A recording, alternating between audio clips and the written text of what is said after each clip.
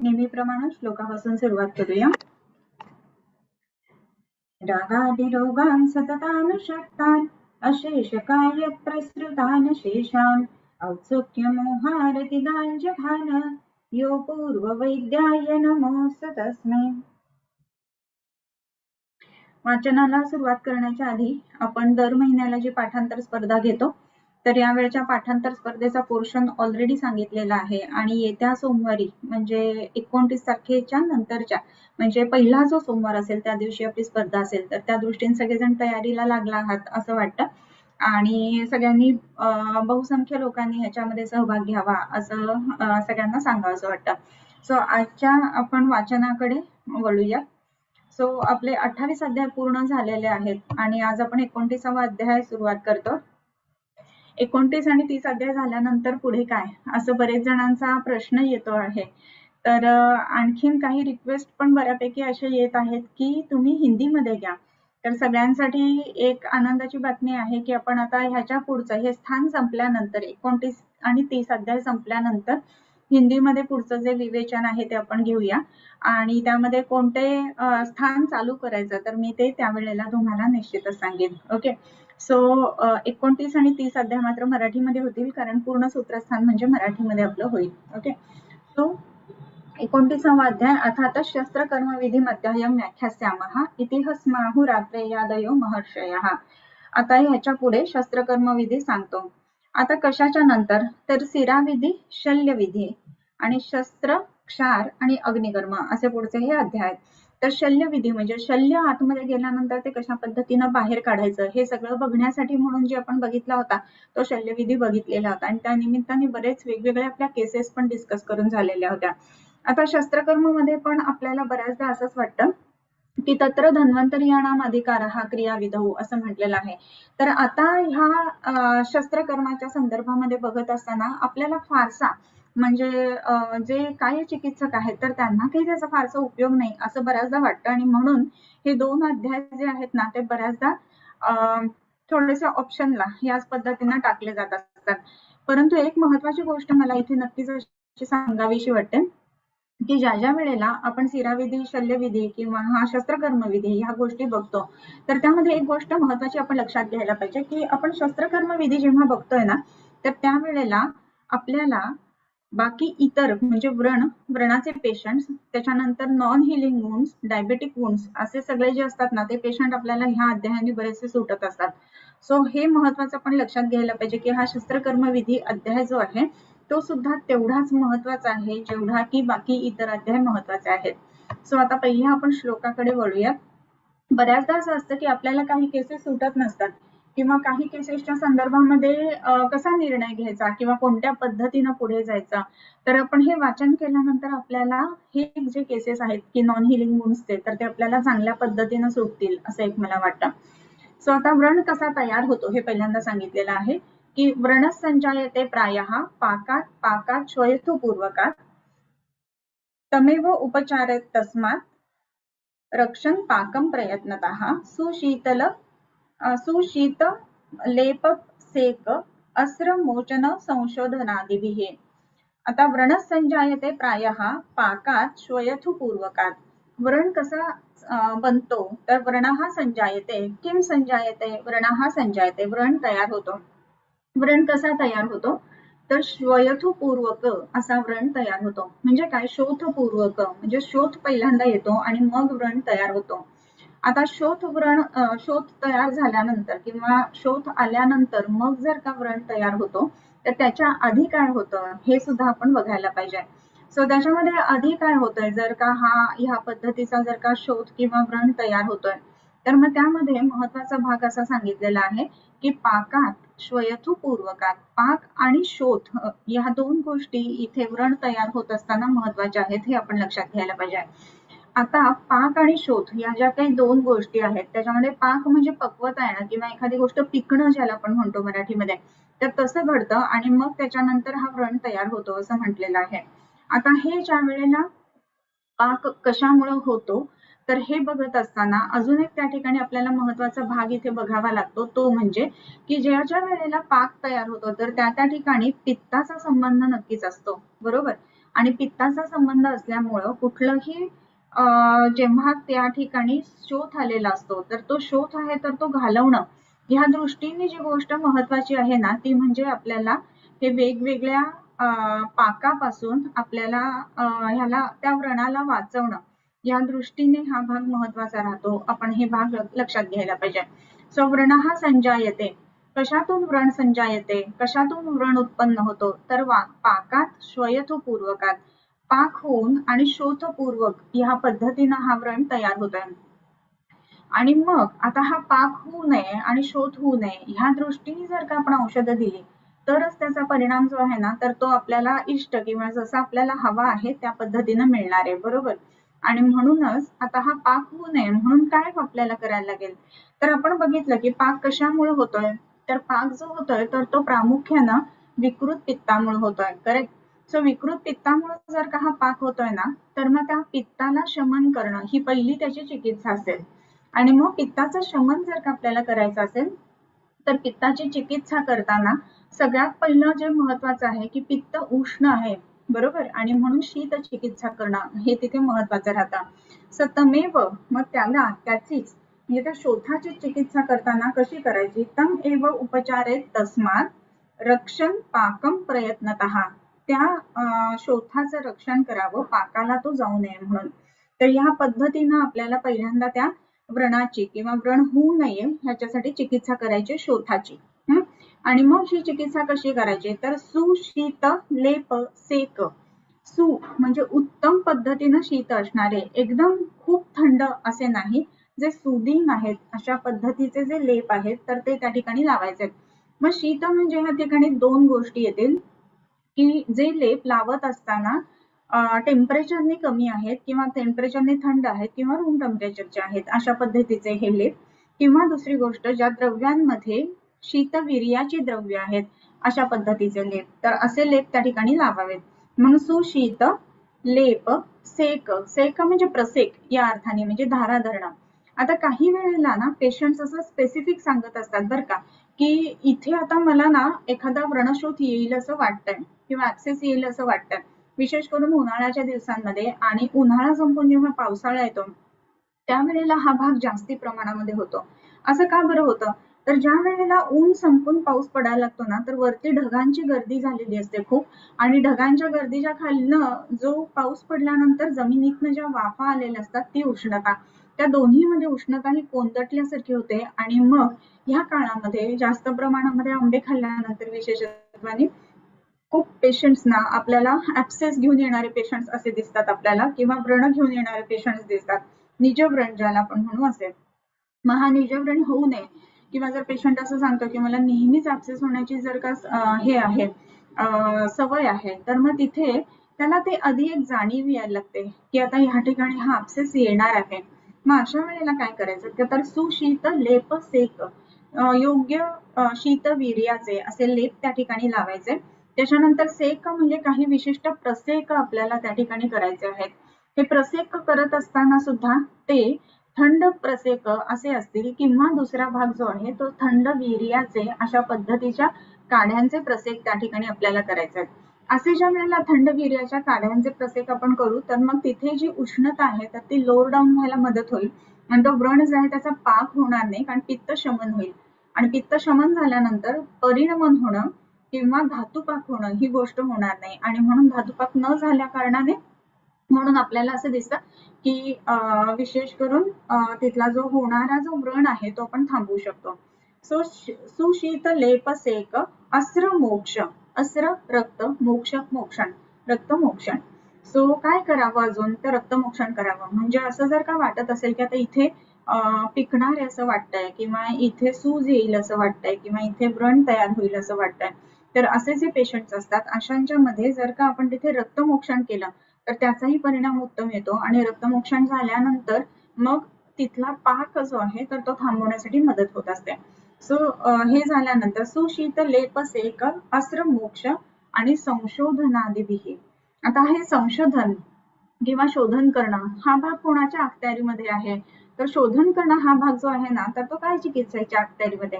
आणि शस्त्रकर्म विधीमध्ये शोधन द्यावं असं जर सांगत असतील तर ह्याचा अर्थ असा आहे की शस्त्रकर्म विधी हा अध्याय जो आहे तर तो काय चिकित्सकांनाही तेवढीच महत्वाचा आहे, हे आपण लक्षात घ्यायला पाहिजे. बऱ्याच जणांनी आम्हाला काही सर्जरीज मध्ये इंटरेस्ट नाही, त्यामुळे आम्ही काही सिराविधी शल्यविधी हे काही केलेलं नाही. तर असं नाही करून चालत. आणि एक जो वैद्य आहे त्याला चारी ठाव म्हणजे तैल बुद्धी म्हणतात तशी असली पाहिजे, आणि त्या दृष्टीने म्हणून हा भाग महत्वाचा आहे. तर सगळ्यात पहिलं आणि महत्वाचा जो श्लोक बघितला आपण की त्याच्यामध्ये जर व्रण तयार होत आहे किंवा तयार होणार आहे अशी जर का स्थिती असेल तर पाक हे एक लक्षण असतं, श्वयथुपूर्वक शोध त्या ठिकाणी हे एक लक्षण असतं.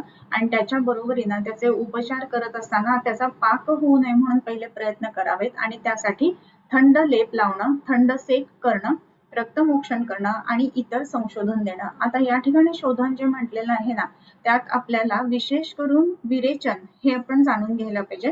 कारण पित्ताची चिकित्सा आपण इथे करतोय पाक होऊ नये म्हणून, आणि जर का आपण पित्ताची चिकित्सा करत आहोत पाक होऊ नये म्हणून, तर त्याच्यावरचं उत्तम शोधन कुठलं असावं, तर त्यामध्ये विरेचन, आणि म्हणून विरेचन द्यावं हा भाग आपण लक्षात घ्यायला पाहिजे.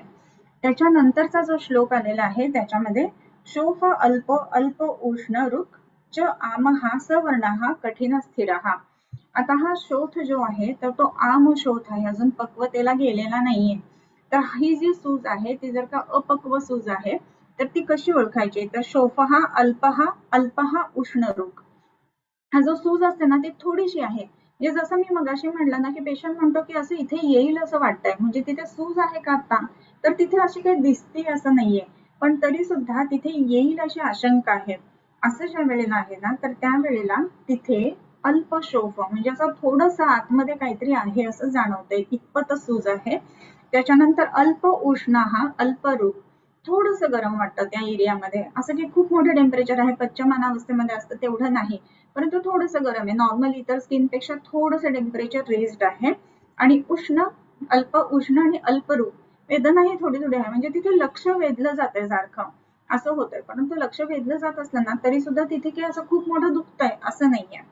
च आम हा सवर्ण हा कठीण हा स्थिर हा जो आम किंवा ज्या वेळेला ती सूज अजून पक्व झालेली नाहीये तर ती सूज कशी आहे, सवर्ण हा, त्याच्यामध्ये रंग बदललेला नाही, म्हणजे त्याच्यामध्ये राग म्हणजे आरक्तता आलेली आहे अशी गोष्ट नाही आहे, नॉर्मल स्किन कलर आहे.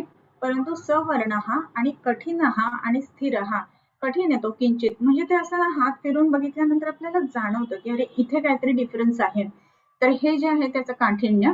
आणि स्थिर म्हणजे तो असा एकदम हलतोय किंवा अशा पद्धतीचा नाही, एका जागी असणारा स्थिर असा शोथ जो आहे तो अल्प रुक असणारा असा हा आमशोथ आहे. त्याच्यानंतरचा जो पक्व किंवा पच्चमान येतो तर हा पच्चमान शोध कसा आहे, पच्चमानो विवर्णस्तु रागी बस्ती रिवाततः स्फुटतीव सनिस्तोदः स अंगमर्द विजृंभिकः स्त्यानं विषन्दयति आज्यं व्रणवत् स्पर्शनासः स्पर्शन असहा असा येतो. सो पच्चमानो विवरण असतो. सगळ्यात महत्वाची गोष्ट पच्चमान शोथ जो आहे तर तो कसा आहे, पच्चमानो विवरण असतो, त्याच्यामध्ये रंग बदललेला आहे, म्हणजे थोडासा त्याच्या ठिकाणी आपल्याला असं बघायला मिळतं की लालसर रंग आलाय, पिंकिश कलर आहे, किंवा दुसरी गोष्ट म्हणजे त्याच्यामध्ये थोडासा एक काय म्हणू पित्ताचे जे जे रंग सांगितलेले आहेत तर त्या पित्ताच्या रंगांची झाक त्या ठिकाणी दिसते. त्याच्यानंतरचं जे आलेलं आहे विवर्णस्तु रागी, रागी असा शब्द परत वेगळा वापरलेला आहे.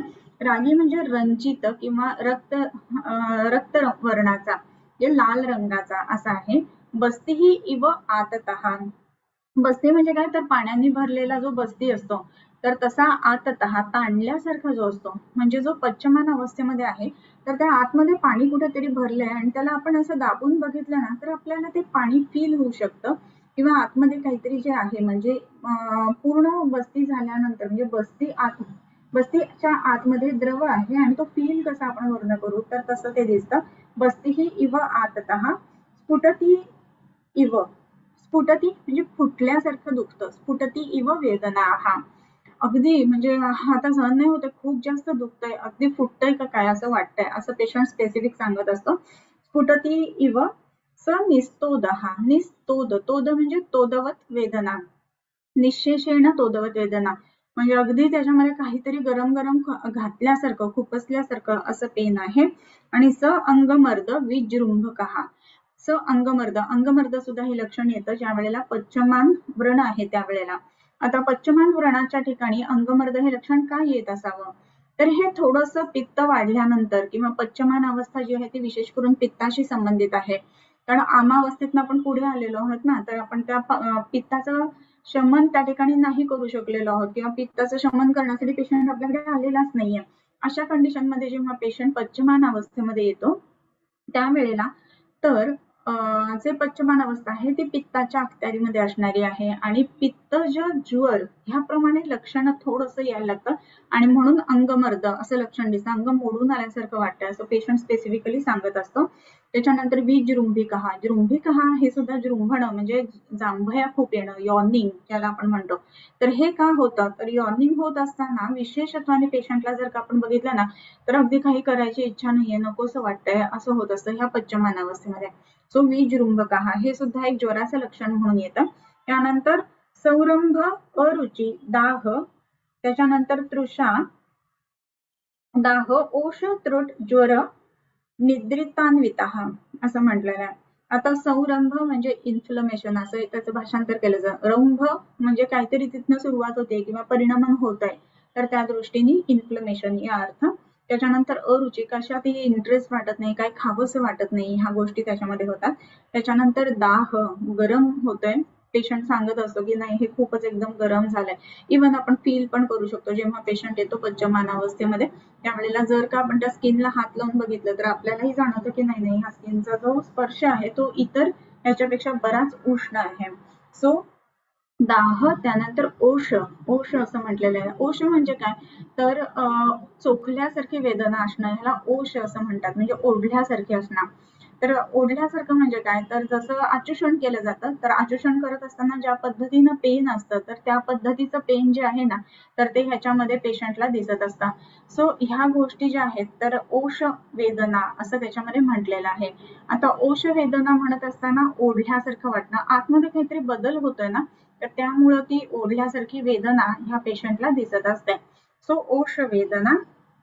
त्याच्यानंतरच जे आलेलं आहे त्रुट, ज्वर, निद्रितान्वितः, त्रुट, तृषा, खूप जास्त प्रमाणामध्ये त्याला तहान लागायला लागते कारण हे पित्ताचं लक्षण म्हणून येतं. त्याच्यानंतर ज्वर, ज्वराची प्रचिती.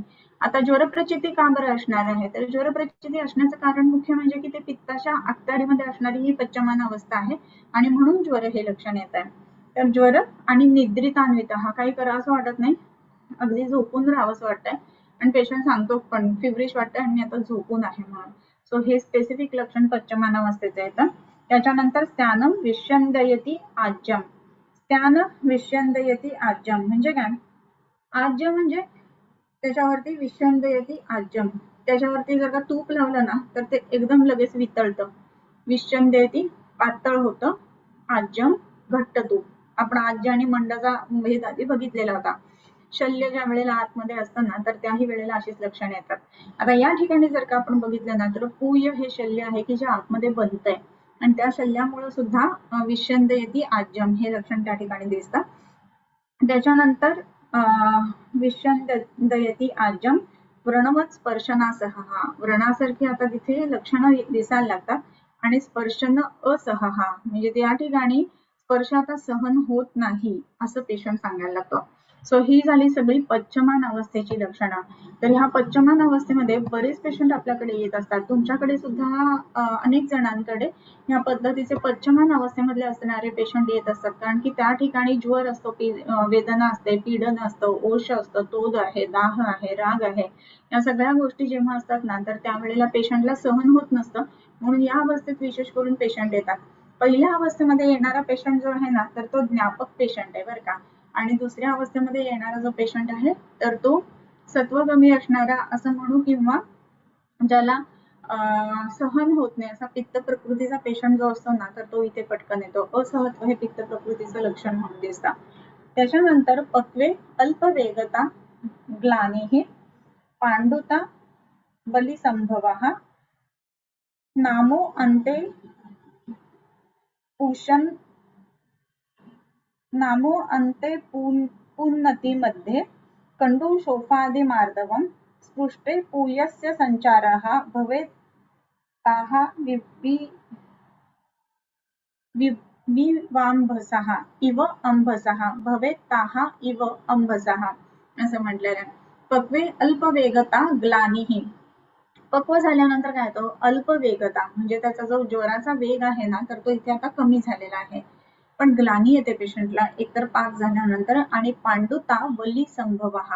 पांडुता म्हणजे आता जे राग किंवा रंग त्याचा जो बदललेला होता तर त्या ठिकाणी पांडुता येते. पांडुरवर्णी व्हायला लागतो तो शोक. आणि वली संभव असं म्हटलंय. वली संभव म्हणजे त्या ठिकाणी वळ्या पडायला लागतात, कारण की आतमध्ये आता पूय उत्पत्ती झाली आहे. मग तो जो टेन्सपणा जो असतो ना तो निघून जातो आणि त्याच्यावरती सुरकुत्या यायला लागतात. त्यानंतर नामे अंते पूषण अतिमध्ये असं म्हणलंय. ज्या कडा असतात अंत जे आहेत ते नाम म्हणजे नत या अर्थाने. कडा जे आहेत त्या खाली बसलेल्या असतात. आणि पूर्ण अतिर्मध्ये मध्यभाग जो आहे ना तो असं फुगवट्यासारखा उंच होतो. का तर त्याची पुयोत्पत्ती झालेली आहे ना म्हणून. आणि कंडू शोफादी मार्गदव. मग त्यामध्ये इतर जी लक्षणं दिसतात ना तर त्याच्यामध्ये कंडू शोफ आणि मार्दव ही लक्षणं दिसतात. कंडू म्हणजे खाज यायला लागते तिथे कुठेतरी. शोथ म्हणजे सूज असल्यासारखी तर दिसतच असते. आणि मार्दव मृदू वाटतं म्हणजे ते हात लावल्यानंतर तिथे आता सहत्व आहे आणि मृदुता जाणवायला लागतात. त्याच्यानंतरचं जे आहे तर स्पृष्टे पूयस्य संचार म्हणजे आता त्याला आपण जर का असं दोन हाताने दाबून बघितला तर तिथे आपल्याला पूय संचार आहे असं दिसतं. म्हणजे इकडे दाबलं की इकडे जातं, इकडे दाबलं की इकडे जातं. ह्या पद्धतीने दाबून बघितल्यानंतर आपल्याला कळतं की स्पृष्टे पूय संचार. त्याच्यानंतर भवेस ताहा इव अंभसहा. ज्याप्रमाणे पाणी खालीतनं इकडनं तिकडे जातं ना तर त्याप्रमाणे हे स्पृष्ट म्हणजे स्पर्श केला असताना या ठिकाणून त्या ठिकाणी पाणी जात आहे असं आपल्याला ते लक्षात येतं. सो ही जी लक्षणं झाली तर ती 3 अवस्था म्हणजे आम अवस्था, पच्यमान अवस्था आणि पक्व अवस्था या तिन्ही अवस्थांची लक्षणं इथे आपल्याला दिलेली आहेत. ओके. आणि मग आता ह्याच्यामध्ये काही महत्वाचे गोष्टी सांगितल्या. शूलम न अर्ते अनिलात दाहः पित्तात शोफः कफोदयात. आता या ठिकाणी ज्या वेळेला आपल्याला बघायचं आहे की हे कशा कशामुळे होत आहे तर शूलम नास्ती विना वातात असं जे आहे ना तसं शूलम न अर्ते अनिलात. आरती म्हणजे रुजा या अर्थाने.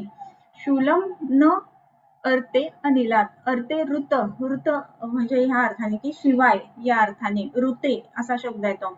न ऋते नरते. ओके. सो अनिलाच्या शिवाय म्हणजे वाताच्या शिवाय शूल नाही. दाह हा पित्तात. पित्त नसेल तर दाह होत नाही.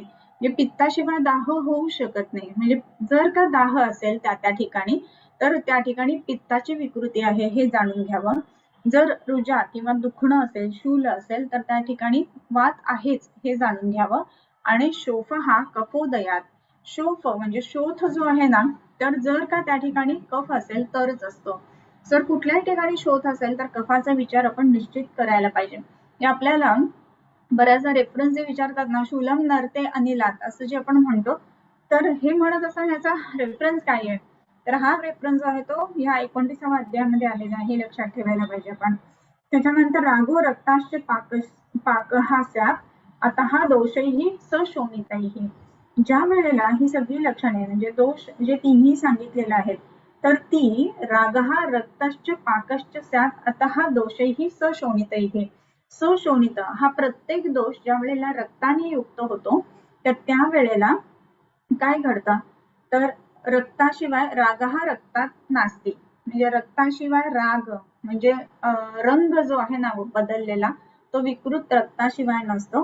किंवा पाक जो आहे ना तो सुद्धा रक्ताशिवाय नसतो. म्हणजे रक्ताशिवाय होत नाही. हे 3 दोषांचं सांगितलं की वाताशिवाय शूल नसतो, पित्ताशिवाय दाह नसतो, कफाशिवाय शोथ नसतो. तसं रक्ताशिवाय राग आणि पाक नसतो. आणि तसं असल्यामुळं हे तीनही दोष सात दोषैः सशोणितैः म्हणजे शूल आणि वात आणि रक्त हे असताना ह्या पद्धतीचे चेंजेस होतात. दाह म्हणजे पित्त आणि रक्त असताना पच्यमान अवस्था येते.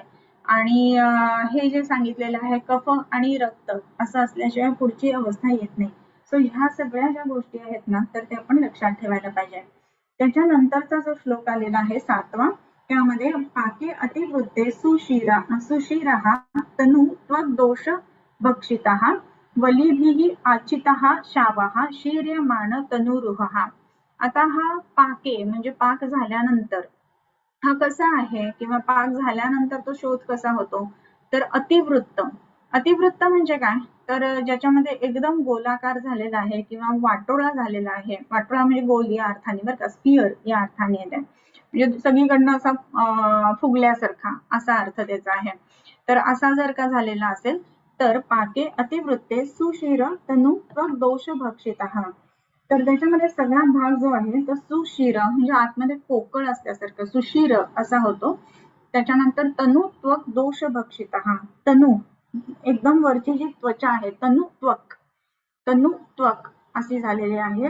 आणि दोष भक्षितः म्हणजे दोषांनी सगळे हे जे आहे ना काय म्हणतात आतला जो भाग आहे तर तो खाल्लेला आहे किंवा धातू पाक झालेला आहे असं.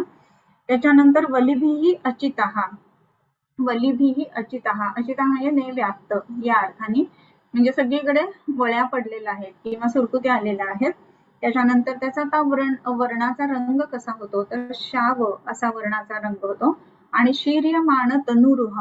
तनुरुह असा शब्द जो आहे ना तो रोम या शब्दाने आलेला आहे. तनु म्हणजे केस, त्याच्या तनु म्हणजे शरीर, त्याच्यावरती रुह म्हणजे आरोहण होणारे किंवा उगवणारे म्हणजे केस, म्हणजे ज्याला आपण संपूर्ण शरीरावरती येणारे जे रोम म्हणतो तर ते.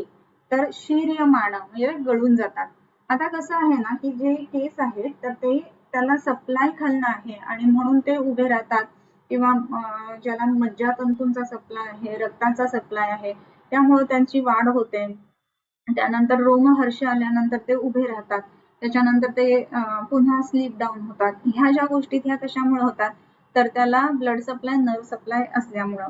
पण आता त्वचेचा जो खालचा भाग आहे तो पूर्ण पुयाने संपूर्ण भरलेला आहे आणि मग त्याचा संपर्क ह्या मज्जातंतूंशी किंवा रक्ताशी निघून गेलेला आहे. मग तो जो तनुरुह म्हणजे जो रोम आहे तर तो डेड झालाय आणि म्हणून तो गळतोय आणि म्हणून शीर्यमाण तनुरुह हा असं म्हटलेलं आहे. ओके, सो हा 7व्या श्लोकाचं झालं. तर आता आपल्याला असे पेशंट बघायला मिळतात बरं का, की पेशंट येतो आणि सांगतो की आता ह्याच्यामध्ये असं असं झालेलं आहे आणि सगळे केस वरचे निघून गेले, तरी येतील ना केस परत, तर ते पुन्हा जेव्हा रूढ होणार आहे ना तर त्यावेळेला ते केस येणारच आहेत, ही गोष्ट लक्षात घ्यायला पाहिजे. ओके, सो त्याच्यामध्ये वलिभिः अचितः शावः शीर्यमाण तनुरुहः. आता कफजेषु तु शोपेषु गंभीरं पाकमेत्यसृ पक्वलिंगम ततो अस्पृष्टं यत्र स्यात् शीतशोफता त्वक् सावर्ण्यं रुजः अल्पत्वं घनस्पर्शत्वं अश्मवत् रक्तपाकम इति ब्रूयात प्राज्ञो मुक्त संशयः असं म्हटलेलं आहे. आता कफजन्य शोथ, कफजेषु तु शोपेषु. कफज शोथ कसा असतो, तर गंभीरम पाकमेत्यसृ. गंभीर म्हणजे कफज शोथ जो आहे ना तो डीप आहे, म्हणजे त्वचा जी आहे ना त्याच्यापासून आतपर्यंत तो आहे, फक्त त्वचेपर्यंतच, फक्त तो वरच्या वर नाहीये. आणि त्याच्यामध्ये पाकम एती अश्रू. अश्रूप म्हणजे रक्त, तर रक्ताचा पाक होतो त्या ठिकाणी, म्हणजे रक्त जे आहे ते पक्वतेला जातं किंवा रक्त धातू पाक ज्याला आपण म्हणतो त्या ठिकाणी तसं होतंय. त्याच्यानंतर त्वक् सावर्ण्यम रुजः अल्पत्वम पक्वलिंगम ततो अस्पृष्टम. जी आधीची सांगितलेली लक्षणं आहेत पक्वलिंगाची म्हणजे पक्व शोथाची, तर ती लक्षणं त्याच्यामध्ये अस्पष्ट अशी दिसतात. ती म्हणजे कफज शोथ जो असतो ना तो पटकन पक्व होत नाही असा अर्थ त्याचा. आणि कफज प्रधान म्हणजे कफ दोष प्रधान असा शोथ असेल तर स्वतः पक्वलिंगम अस्पष्टम, त्या ठिकाणी त्या शोथाचा पाक झालाय असं पटकन दिसत नाही किंवा ती लक्षणं जी आहेत ती अस्पष्ट असतात. यत्र स्यात् शीतशोफता. शीतशोफता म्हणजे तिथे थंडपणे सूज असते, म्हणजे सूज असताना तिथे गरमपणा नसतो, थंड सूज असते, शीतशोफता. त्यानंतर त्वक् सावर्ण्यम रुजो अल्प. त्वचेशी सवर्ण असणारा, कफाशी संबंधित आहे त्यामुळे त्याचा रंग बदलत नाहीये आणि म्हणून त्वक् सावर्ण्य त्वचाला सेम रंग असणारा असा.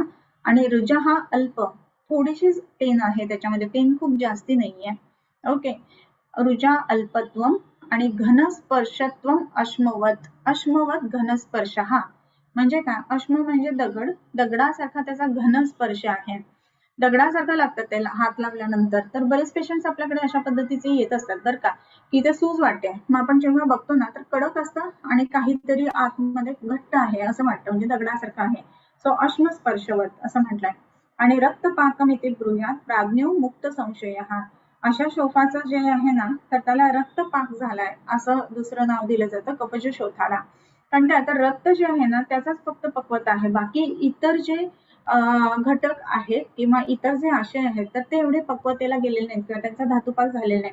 त्या ठिकाणचा जो रक्त आहे तेच पाक झालाय, म्हणून त्याला रक्तपाक असं सुद्धा म्हटलं जातं. सो हे कफज शोथाच्या बाबतीमध्ये आहे.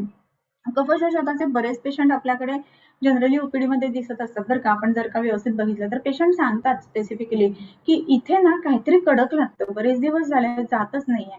मग आपण बघितल्यानंतर तिथे त्वक सवर्ण असा शोथ असतो. त्याच्यानंतर हलत म्हणजे त्याला हातात घेऊन हलवल्यानंतर कडकपणा जाणवतो, जसा अश्मवत आहे तसा. आणि मग त्या ठिकाणी आपल्याला चिकित्सा देत असताना इतर काही गोष्टी, लेप सेक जे म्हटलंय तर ते कफग्न लेप सेक असं जर दिलं तर त्याचा परिणाम चांगला येतो.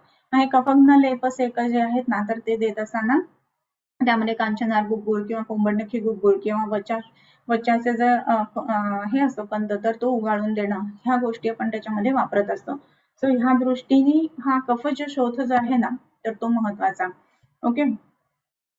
हा रक्तपाकमिति ब्रूयात प्राज्ञो मुक्त संशय. हा त्याच्यानंतरचा जो आलेला आहे त्याच्यामध्ये अल्पसत्वे अबले बाले पक्वाद वा अत्यर्थमुद्धते दारणम मर्मसंध्यादी स्थितेच अन्यत्र पाटनम.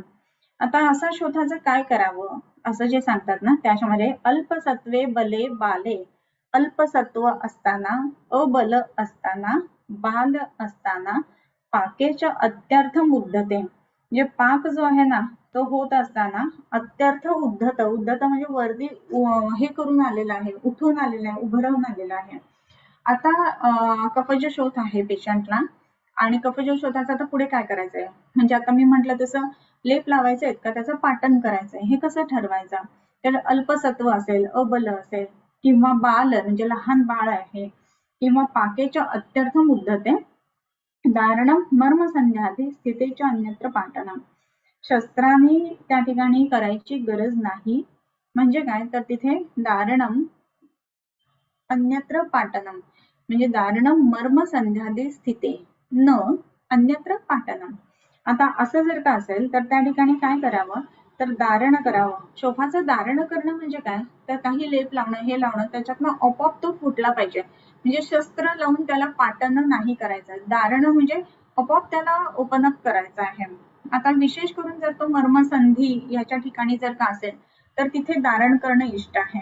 म्हणजे मर्मांच्या ठिकाणी, संधींच्या ठिकाणी जर का अशा पद्धतीचा कफज शोथ असेल तर तिथे तुम्ही शस्त्र लावून पाटन नका करू. पाटन म्हणजे ओपन अप करणं, तर तसं न करता त्या ठिकाणी काय करायला पाहिजे तर लेप लावा, उपनाह लावा किंवा सेक करा, हे सगळं करून मग तिथे ओपन अप होईल, आपोआप ओपन होईल, ह्या दृष्टीने त्याची रचना करावी. आणि इथल्या म्हणजे मर्मसंधी यांच्या ठिकाणी जर नसेल, अन्यत्र असेल तर मग पाटन करा, म्हणजे प्लेन कुठल्या तरी सरफेस वरती आहे तर त्या ठिकाणी आपण ते पाटन करू शकतो. संध्यांच्या ठिकाणी नाहीये, मर्मांच्या ठिकाणी नाहीये असं असताना अशा कफज शोथाचं पाटन करावं. ओके. त्याच्यानंतर आमच्छेदे शिरास्नायू व्यापदो अस्त्र गतिश्रुती रुजा अतिर्वृद्धिर्दरणम विसर्पो वा क्षतोद्भवाः.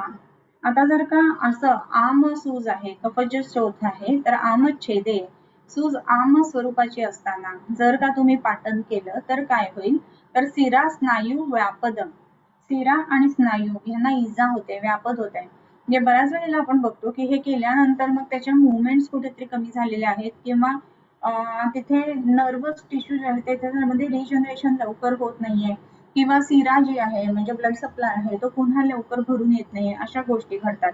म्हणून आमाचं छेदन केलं गेलं तर शिरा स्नायू व्यापदः आणि अस्त्र गती श्रुती हे, अस्त्र गती म्हणजे रक्ताची गती, श्रुती गतीने स्राव होणं, म्हणजे जर का आपण आम सूज आहे आणि त्यावेळेला जर का तिथे पाटण केलं तर खूप जास्त प्रमाणामध्ये त्या ठिकाणी ब्लिडिंग होतं. आता हे जर का ब्लिडिंग जास्त असेल तर पुन्हा थांबवण्याच्या दृष्टीने आपल्याला काही इतर चिकित्सा करावी लागतं. शिवाय त्याच्यामध्ये रुजो अतिवृद्धी ही दरणम विसर्पो वा क्षतोद्भवः. रुजो अतिवृद्धी आणि दरण असं म्हटलेलं आहे.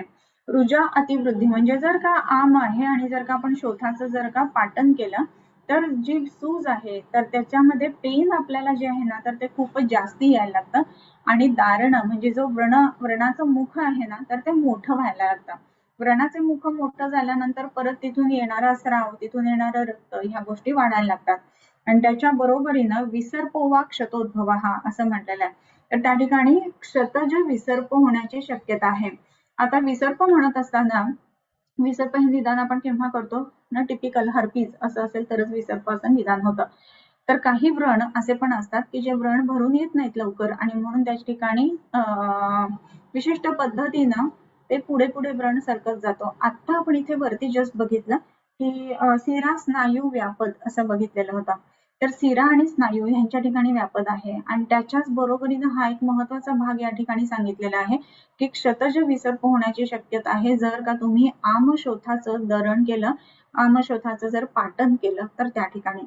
म्हणून हा जर का शोथ पक्व नाहीये, अजून आम अवस्थेमध्ये आहे तर तो तोडू नका किंवा तो ओपन करू नका असं त्यांनी म्हटलेलं आहे. ओके, तर आपण सुद्धा ही गोष्ट लक्षात ठेवायला पाहिजे ज्या ज्या वेळेला आपल्याकडे पेशंट येतात आणि त्यामध्ये हा आमशोथ असतो तर त्यावेळेला त्याचं पाटण करणं ही गोष्ट योग्य नाही.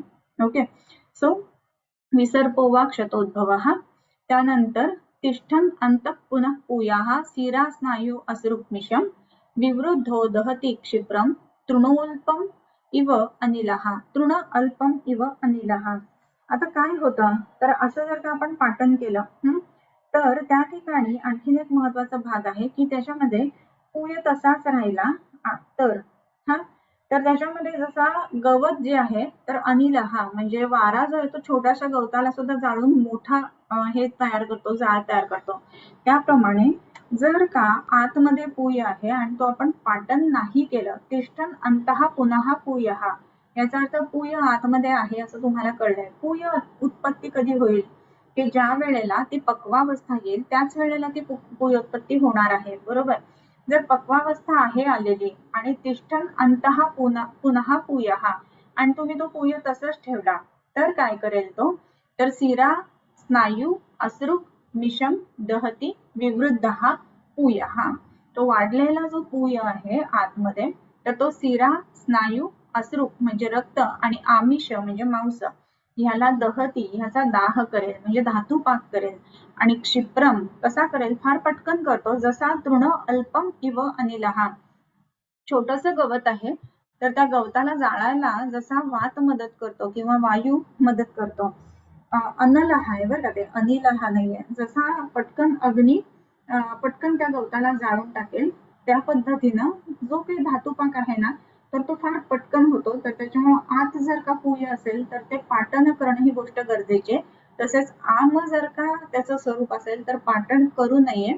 ह्या दोन गोष्टी महत्वाचे सूत्र या ठिकाणी आपल्याला शोथाच्या बाबतीमध्ये सांगितलेले आहेत. ओके, मग आता हा व्रण बघत असताना विवृद्धो दहते क्षिप्रम तृणोल्पम इव अनलः. त्याच्यानंतरचं जे आहे तर यश यहा छिन्नति आमज्ञानात् अद्यश्च पक्वम उपेक्षते विपश्चम इव विज्ञेयो तान अनिश्चित कारिणो असं म्हटलेलं आहे. आता जो आम आहे असं जाणून किंवा आम आहे हे समजून सुद्धा अज्ञानाने यहा छिन्नति जो छेद करतो किंवा ज्याचं पाटण करतो तो आणि अज्ञानात पक्वम उपेक्षते, पक्व झाला तरी सुद्धा उपेक्षाच करतो, नाही बघूयात असं जेव्हा करतो तो श्वपच इव विज्ञेयो. श्वपच याचा अर्थ खराब माणूस या अर्थाने आलेला आहे म्हणजे तो वैद्य नाहीच आहे असं त्यांचं म्हणणं आहे. तर तो जो आहे ना तर तो योग्य माणूस नाही आहे. तो अनिश्चित कारण, तर त्याला काय करायचं काय नाही करायचं हे समजत नसणारा असा तो श्वपच आहे.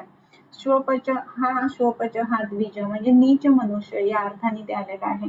सो त्याच्यामुळं एक महत्वाचा भाग आपण जाणून घ्यायला पाहिजे की जो आमशोथ आहे तर त्याचा पाक होण्यासाठी वाट बघावी, त्याचं छेदन करू नये किंवा त्याचं इतर जी चिकित्सा सांगितली आहे ती करावी.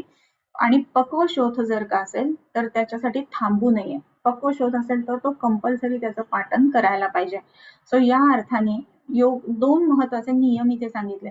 आणि जो पक्व शोथाचं पाठन करत नाही आणि आमशोथाचं पाठन अज्ञानाने करतो, म्हणजे त्याला कळलंच नाही कंडिशन कुठली आहे, असं जर का झालं तर त्याला श्वपच असं म्हणावं, नीच मनुष्य असं म्हणावं, तो काही वैद्य नाही असं त्यांनी म्हटलंय. सो आपल्याला ठरवायला पाहिजे की ही कंडिशन कुठली आहे. सो तेवढं ज्ञान आपण निश्चितच कमवायला हवं, हा भाग महत्वाचा आहे. ओके. त्याच्यानंतर प्राक शस्त्र कर्मणः च इष्टम भोजयेत अन्नम आतुरम पानपम पानयेत मध्यम तीक्ष्णम यो वा वेदनाक्षमः न मूर्छती अन्न संयोगात मत्त शस्त्रम न बुद्धते.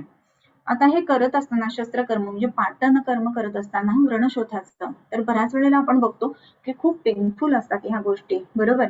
काही कालांतराने ज्या वेळेला अनेस्थेशियाचा शोध लागला तर ही अनेस्थेशियाचा शोध ही एक जगातली मोठी क्रांती आहे असं समजलं जातं.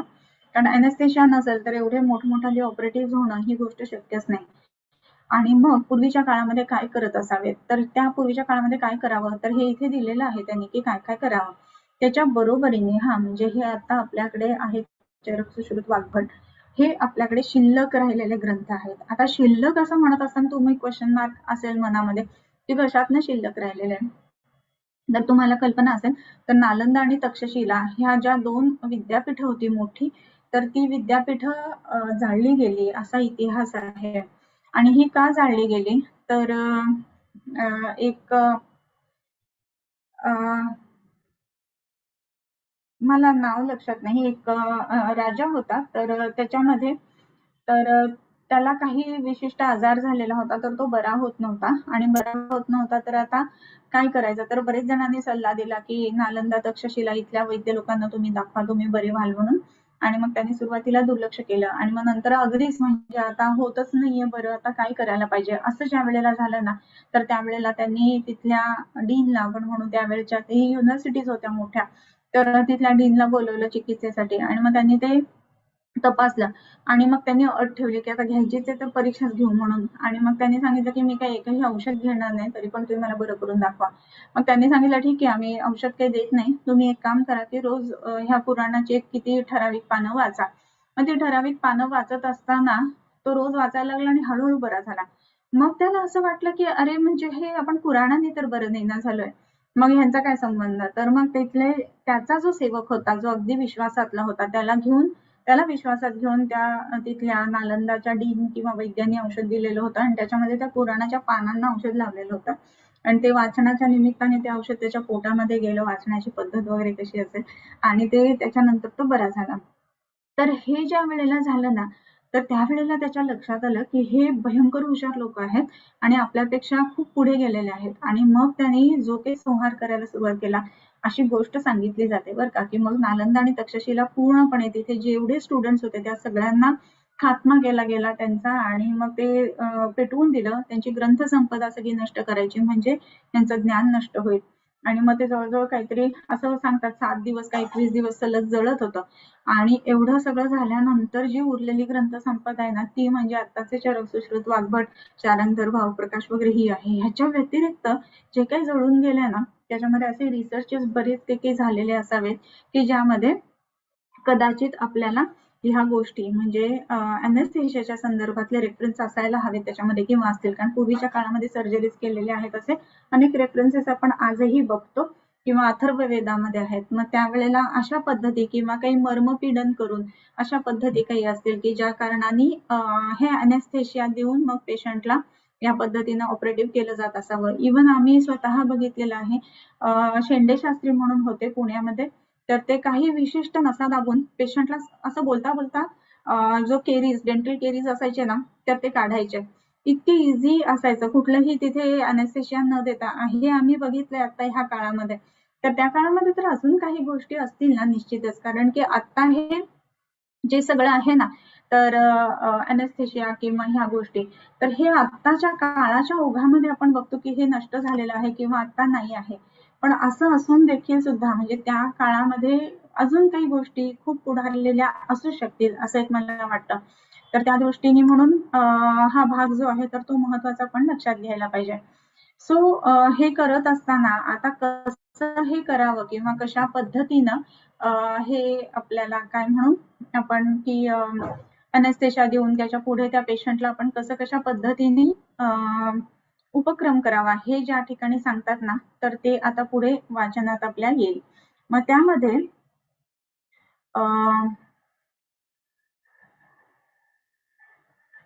त्यामध्ये जे सांगितलेलं आहे, एक मिनिट आपण श्लोकाकडे जाऊया.